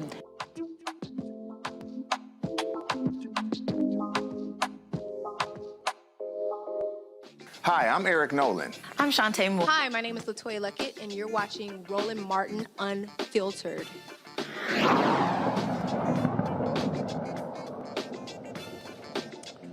Suicide is America's 10th leading cause of death. A recent study says Black boys between the ages of 5 and 12 are more likely to die by suicide than any other age group. Suicides among Black children under 18 have gone up 71% in the past decade. Here's a list of states where adults report the highest cases of anxiety or depression. You have, of course, Oklahoma, which leads with 39% of adults reporting. You also have Louisiana, Arkansas, Georgia, Arizona, Kentucky, West Virginia, New Mexico, Tennessee, as well as Nevada. Joining us now is Crystal Curry, licensed critical mental health counselor and founder of Compass Life Skills and Counseling. Glad to have you here. Thank you. For the longest, it was this thing, Black kids were not killing themselves at the same rate as white kids. What happened? Yeah, so finally we had some research come out that actually found that Black kids are killing themselves at a 5 times higher rate than their counterparts. And what it also found is that Black kids don't just kill themselves, they do it impulsively without a plan, which is completely separate from their white counterparts or their Asian counterparts. And so does that mean that something happened, something triggered that, as opposed to, if you're looking at white kids, depression, prolonged periods, and then it was planned out? And so, is that about trauma? What is that? Yeah, so a lot of it has to do with trauma. And in the Black community, unfortunately, we have normalized a lot of traumatic experiences. So one thing that we have normalized is that as Black parents, we force our children to be it means you obey me without question. And if you don't obey me, then I will whoop you into submission. And so we have to, it makes us tell our children, I'm going to tell you what to think, I'm going to tell you what to feel. And our children have no outlet, because what research also shows is that Black children talk to their family exclusively about their suicidal ideations or their suicidal thoughts. And when they can no longer talk up to their family about what they're feeling because it's not appropriate, then they internalize it and they're unable to cope, and they actually become their feelings, such as sadness or grief, instead of actually learning how to cope with it, feel it, and let it go. Are there any parts of the country, when we talk about where African Americans live, really it's like a reverse L in the country, are there any parts of the country where they are much higher than other areas? Yeah, so research shows that it happens mostly in intercities where there is more exposure to trauma, because Black kids have a higher rate of exposure to trauma, but also their exposure to trauma is more severe. So trauma deals with, racial injustices. It also deals with poverty. It also deals with discrimination and violence in the community and in the home. Questions for the panel. Kelly. First and foremost, thank you for just bringing this to light. In full transparency, I was one of those youth who did have suicidal ideations, dealing with depression and anxiety. And, thankfully I'm here today through a team of people, parents and teachers and pastors and the like. But my question to you is, given my own experience, can you explain or just give me your thoughts on how to reconcile the notion of religion with rationale? Because a lot of my conflict was the fact that you cannot just pray pain away. There are people who God made to be therapists, and sometimes the pastor doesn't have all the tools. So can you just, explain that and just elaborate on that further for the audience? Yeah, so religion sometimes overshadows the work that needs to be put in order for you to heal from your traumatic experiences, right? Because it just says, let's just pray it away, let's just fast it away, and then everything will be good. But it actually takes work, because trauma isn't just what happens to us, but it also deals with what happens inside of us. So anytime there is a traumatic experience, you change mentally, emotionally, and psychologically. And so a therapist and your support system helps you realize and understand the traumatic changes that have happened and the emotional blind spots that have come as a result of what happened to you. So it does take more effort than just praying. It actually takes the work. And, the Bible said faith without works is dead, but the work comes in from doing it on the outside, and you have to do the work on the inside. Amisha. Absolutely. And I feel you, and this day means a lot to me. My own little brother was 12 years old when he committed suicide. So coming from someone who's very close to an individual who went through this process, and my family, for the most part, still does not fully acknowledge the fact of what he died from, because from that Christian perspective, they don't believe in suicide and don't want to talk about it. But it was literally 4 months after our mom had passed away from cancer. My question to you is specifically around Black boys, because we're noticing and seeing the numbers and the rise in suicide among young Black males specifically. And those numbers are shooting up. Part of me believes that it is part and parcel of a culture that teaches Black men and Black boys that they cannot show emotion, that they have to be strong through everything, that they're supposed to just be able to pick up and keep going no matter what happens around them. And I think that in my little brother's case, watching my mom pass away, knowing that, my mom was a single parent and she was basically the leader of our household, the rest of us were older. He was the youngest in the family, and at the end of the day, his coping was not there, and he did not show the signs that we hear about often in terms of withdrawal, in terms of not talking to people. All of those things were things that we wouldn't have been able to see because they were things that were not shown. And to your point earlier, the process was different. People asked us about a note. He did not leave a note. It was a very impulsive act. He jumped into the Chicago River and he was gone. And I feel like, you know, there's so much that goes on, particularly for our young kids, particularly Black males. And it's not talked about often. It's kind of pushed under the rug and they really suffer. What are some things or some ways that we could, you know, work as a community to be able to basically wrap our arms around them and show them better ways of coping with the things, honestly, in many cases that are outside of their control? Right. So it involves building a safe space for them where they can go and they recognize that I can go here and I can talk and I can be whatever I need to be and I can feel whatever I need to feel without feeling guilty or without feeling shameful. And they need to be able to actively work through the feelings of anger, of being overwhelmed, of being frustrated, because what we're finding is they're suppressing all of this. And when it comes to, you know, for example, like your brother, you know, death is such a big concept. And even as an adult, we have difficulty processing death. And so as children, if we don't help them process these really big emotions and stop as though we do in the Black community with forcing them to suppress and act tough and be tough and wear these emotional masks, they never learn how to cope. And so they honestly start to emotionally detach from situations. And that's why you have so many Black people walking around saying it is what it is, because they emotionally no longer know how to cope or process with what's happening to them. Michael. Thanks for coming on today, Crystal. This is a very, very important topic. You mentioned that African-American youth will commit suicide but not have a plan. I think it's the way you phrased it, not have a plan compared to like white youth, et cetera. What are some of the common signs that youth will exhibit when they're contemplating suicide so that we can possibly prevent things from happening? And are those signs in African American youth the same or different when it comes to white youth, Hispanic youth?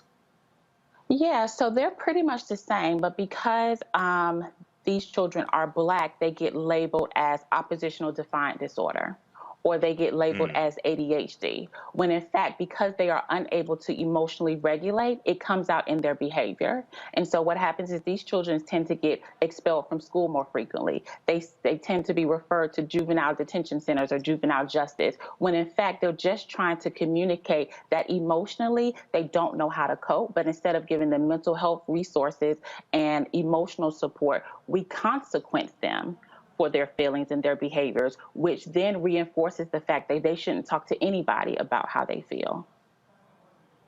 Wow.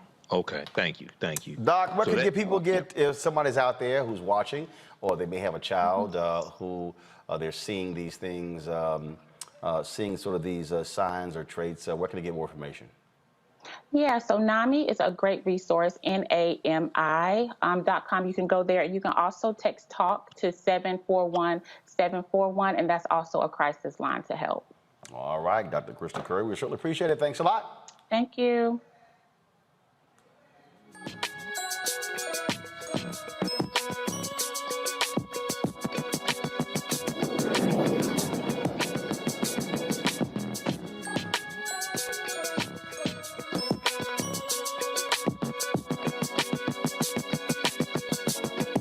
Well, we all know the value of Black children is seeing teachers who look like them in the classroom. Right now, about 2% of the teaching population are Black men, but there's an initiative looking to change that. The Call Me Mr. program is creating a pathway for Black men to become teachers. Joining me now is Dr. Tristan Glenn, a director of the Call Me Mr. initiative. All right, Doc, first of all, glad to have you here. And so, first of all, how long has this initiative been going on, and what strides have you made? Well, thank you for having me, Roland. I appreciate the opportunity to come and talk about this important initiative. Call Me Mister is an educator recruitment, development, and mentorship program that started in the year 2000 at Clemson University through a partnership with Clemson and three historically Black colleges, Benedict, Claflin, and Morris College. Through these efforts, we've seen we have a 98% retention rate of Black males who complete the program. So in our national network, that's what we're experiencing. Here at Kennesaw State University, we have been granted the second Call Me Mr. program in the entire state. We've launched this year. We've inducted our first 3 students. Our goal is to induct 5 each year. Membership in this program at Kennesaw State University, students receive mentorship, tuition, book, technology assistance, networking opportunities, and job placement assistance. So nationally, we're seeing this have a tremendous impact, particularly when you think about the issues that were covered and unpacked with your previous guest. That speaks to the importance of having males of color in the classroom who can view through a culturally responsive lens the issues that some of our young men may be experiencing. And so when you talk about trying to attract brothers into the classroom, I mean, look, they're having difficulty attracting men and women because of pretty much the teaching profession still operates by the old paradigm of the work 30, 35 years and get you a pension. And so what is the feedback that you're getting from brothers who might be receptive to teaching, but they're not sure in terms of how the economic structure is set up and things along those lines? You know, Roland, that's a good point. And every time we talk about recruitment of educators of any race and any racial identity, that's one of the things that most often emerges when folks consider education as a pathway. But I want to share with you that when talking with brothers in my recruitment efforts, that's rarely a point of contention. I find myself spending considerable amount of time just simply trying to create a level of interest in our Black males about teaching, and here's why. Unfortunately, schools are engaged in what I call a push-pull process, right? So because of the ways in which we have failed to respond to the unique social, emotional, and academic needs of Black males, schools are engaged in an intentional process of pushing Black males out of the classroom. So what happens is that Black males begin to struggle in their learning experiences. That then increases the likelihood of them being referred for special education services. And once they fall into these types of school experiences, what happens is that they fail to complete school. So we experience a push out. So now on the opposite end, we're trying to pull teachers in. However, it's difficult for us, and we have to be intentional about reintroducing our Black males into the classroom. So what I find is that I ask young Black males, have you considered being a teacher? And many of them just say flat out no. And I ask them why, and they struggle to articulate the why. Well, what I know is from personal experiences as an educator, I realize that many of our Black males can't see themselves as being teachers because they've never been taught by someone who looks like them. So they traverse their entire academic experience with very little thought about schools being a place for them. Questions from our panelists, Michael. All right, Dr. Tristan Glenn, thanks for coming on today, and this is, a very important topic. When we talk about getting more African-American males to be teachers, what are the particular fields? I know we're dealing with like first grade through 12th grade, but what are the particular specialties or subjects that African-American males are needed to teach the most? Are we talking about social studies? You're talking about mathematics, science, et cetera?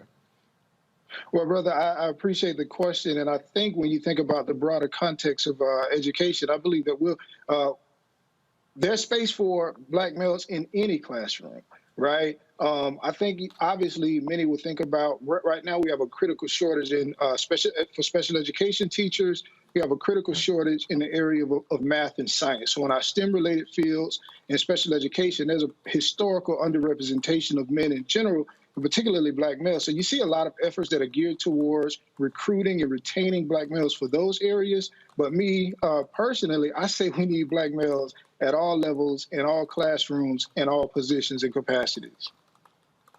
Okay, thanks. Amisha? Absolutely, and thanks for being here. I worked in executive leadership at Chicago Public Schools and agree with everything that you said. At the end of the day, over 70% of the nation's public school teachers are white female, K through 12.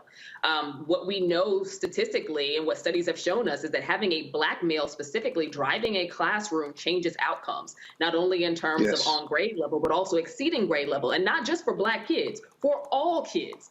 But the issue of recruitment continues to come into play, and largely to the point that you made earlier of the bad experiences that many of our Black males, young Black men, have had in the classroom themselves. Once you don't feel safe in your classroom, or you feel targeted, or you've been pushed out, the odds of you wanting to walk into that situation and lead it are very slim. What are some of the avenues that you're working through, or the things that you're trying to see come to pass in terms of getting more Black young men interested in this field, but also getting people, Black men who are potentially in other fields, interested in trying education on? Because like you said earlier, I do think that it could change so many things, but also there's a critical need in all subject matter, in all grade levels, to have a Black man in the classroom. Indeed, thank you. So one of the unfortunate reality that you speak to is that schools right now, as they are currently constituted, are not viewed by Black males as a place that they can thrive, but rather a place that they must survive. So we don't exist in this space in a way of thinking that this is a place for us. So so they choose, we choose, young Black men choose to explore other career paths and opportunities. One of the things that we're exploring here at KSU that models some of the other Call Me Mr. programs, right here we're in the process of developing a Future Misters Academy. And the Future Mr. Summer Academy is a program that we will induct middle and high school males into the education process. So what does that look like? We will be bringing Black males to campus for a summer week-long experience where they'll live in the campus dorms, they'll dine in the campus facilities, they'll do enrichment activities. And this is important because due to the fact of the statistics that you referenced, 79% of the current teaching population are white females. As a teacher educator, I realize that there's a correlation between our future teacher pipeline, in which 72% of the teacher candidates who will be entering into the field are white females as well. So what do we have to do? We have to prick that interest in education in students at a very early age. Things like the Future Mr. Program that we're developing here, the Junior Mr. Rising Mr. Academy that we have at Georgia College. This will position us to introduce young Black males to Black male educators who can mentor them and develop relationships with them that they can carry throughout the way. So when they are prepared to enter into their college experience, education is at the forefront of one of those career paths that they want to explore. Kelly. Yes, thank you. I did not realize how privileged I was to have at least one Black male teacher in every grade level of my grade school trajectory, including college, because I went to an HBCU, so that was kind of a given. But so that being said, I didn't realize that this was an issue because I had seen it my entire life. So I guess my question to you is, what is necessary for Black male teachers to be in a school regarding the culture of the school? Does the culture of the school need to be cultivated in such a way to accept Black male teachers? I know you were talking previously about how the school culture itself for the student can be hostile towards Black young men. But regarding the culture for the Black male teacher himself, is that a different culture, or are they coming up against the same type of thing? If so, what needs to change in that environment to accept more Black teachers and to encourage more Black male teachers specifically to come into the classroom? Unfortunately, there's not much of a difference, right? So that's why we have an issue currently with retaining Black males once we are able to welcome them into the field. So what we have is that schools, what I would encourage, what I'm hoping for is a reimagination of the school experience, one in which Black males can arrive at the student and the teacher level in their full Black maleness. They can be received and experienced in all the wonderful ways in which we exist. Currently, that is as an issue.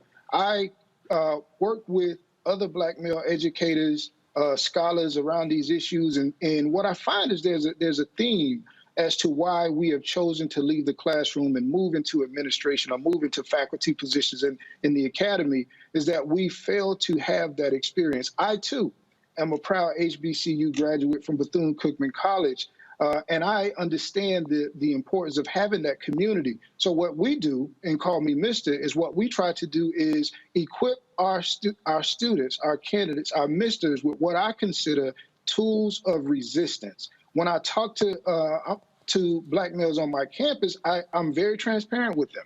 I tell them that I identify with the experiences that they have in their classrooms, in the dining halls, as they walk across the campus, because unfortunately, my experiences often traffic and track in the very same way. So I think that's an initial acknowledgement that has to be present. And once we have that acknowledgement, we create opportunities for us to collaborate and explore ways in which we can create our classrooms and our schools to be places that are much more inclusive for us, so then we can also ensure that our students are getting what they receive as well. All right, then. Well, first of all, if folks want more information on Call Me Mr. Initiative, where should they go? Well, they can go to our website. That is Mr. M-I-S-T-E-R at .kennesaw.edu. That's mr.kennesaw.edu. You can also email me if you want more information. That is at mr@kennesaw.edu. We're always looking for different partnerships, as we can understand. Education is not free. My goal is to provide as much financial assistance to my candidates to reduce the barriers that we know exist for critical populations of students, because we know that, Roland, that is the first step in increasing this pipeline, is making education more affordable. And Call Me Mr. is committing to doing that in the ways that we can, to the greatest extent we can, for our students. All right, then. Tristan, we appreciate it. Thanks a lot. Thank you, sir. Take care. Our final story, folks. Another Black lieutenant governor, Brian Benjamin, is officially the new lieutenant governor for New York State. Benjamin got sworn in on Thursday, making him New York's second Black lieutenant governor. The 44-year-old served as a state senator representing Harlem and the Upper West Side. He is a former investment banker who has also worked with President Barack Obama's National Finance Committee. He succeeds New York Governor Kathy Hochul in the position. She took office last month as New York's first female governor after Andrew Cuomo resigned. So certainly congratulations to now Lieutenant Governor Brian Benjamin. I've known Brian sometime. We actually threw a party together at CBC. So we're going to get him on the show real soon. All right, Amisha, Michael, Kelly, we certainly appreciate it. Thank you so very much. Glad to have y'all on the show to close out this week. It has been quite the busy week. We, of course, are nearing, folks, 10,000. We're close to 10,000 downloads. Let me see where we are. So y'all who are watching on all different platforms, let me just see here where we are. We're trying to get 10,000 downloads by this weekend. We right now are at 8,441. So we get 1,600 more people. We'll hit 10,000 downloads. Black Star Network. And again, I'll be announcing real soon. Other shows will be launching on the network. And so you can download it on all the platforms: Apple phone, Android phone, Apple TV, Android TV, Amazon TV, Amazon Fire Stick, Xbox, Samsung TV as well. All of those platforms, you can get our OTT app. You can also support us with our Bring the Funk fan club. Of course, you can join. Our goal is to ask 20,000 of our fans to give on average $50 each for the course of a year. That's $4.19 a month, 13 cents a day. You can do so Cash App, $, R Martin, RM Unfiltered. PayPal is paypal.me/R Martin. You also have Venmo.com. Venmo.com is RM Unfiltered. Zelle, Roland at RolandSMartin.com. And we also have, of course, Roland at RolandMartinUnfiltered.com. And so please support us in terms of what we do. And look, it's really important as we move forward, as I say, what we're doing here and what we're building, because we really understand the importance of our news, our perspective. You look at what we talked about today, with whether it's black suicides, whether you're talking about, of course, COVID and morticians, whether we're talking about, again, black teachers, and of course, our segment on sickle cell and other segments. I mean, you're not getting this on these other shows. It ain't happening on CNN, MSNBC, and Fox News. It ain't happening on ABC, NBC, CBS. And there's no other digital show what we're doing right now. And so we are independent. That's right, independent, black owned, 100%. We get to call our own shots, and so please support us in what we do. Thank you so very much. I will see y'all on Monday right here on Roland Martin Unfiltered on the Black Star Network. If you have not seen our interview with the 92-year-old Fred Gray, who was the attorney for Dr. King, Rosa Parks, and Claudia Kovic, go to the Black Star Network. I am not putting it on YouTube or Facebook or Instagram. You gotta go to get the app and watch that amazing interview with Fred Gray. Folks, y'all have a fabulous weekend, and of course, be in prayer for those tomorrow, the 20th anniversary of 9/11. Holla!